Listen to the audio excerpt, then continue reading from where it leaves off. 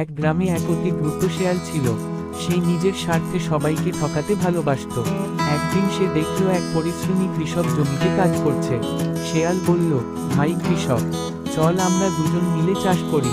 ফসল হলে আধা আধা ভাগ করব। কৃষক রাজি হলো, কিন্তু শেয়াল এক চালাকি শর্ত দিল, গাছের উপরের অংশটা হবে আমার, আর মাটির নিচের অংশটা তোমার। কৃষক মুচকি হেসে রাজি হয়ে আলু লাগালো। যখন কাটা হলো, কৃষক মাটির নিচ থেকে সব পুষ্ট আলু তুলে নিল, আর শেয়ালের ভাগে পড়ল শুধু শুকনো গাছ পাতা। শেয়াল রেগে বলল, ঠিক আছে, এবার আমি নেব মাটির নিচের অংশ, আর তুমি নেবে উপরের অংশ। কৃষক শান্ত গলায় বলল, ঠিক আছে বন্ধু। এইবার কৃষক ধান লাগালো। ধান পাকলে শেয়াল খুশি ছিল, কিন্তু কাটা হলো। কৃষক সব ধান কেটে নিয়ে গেল, আর শেয়ালের ভাগে পড়ল শুধু শিকড় আর মাটি। শেয়াল বুঝল, চালাকি করে সব সময় মানুষকে ঠকানো যায় না।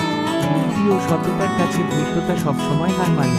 বন্ধুরা, গল্পটি ভালো লাগলে লাইক দিন এবং সাবস্ক্রাইব করতে ভুলবেন না। ধন্যবাদ।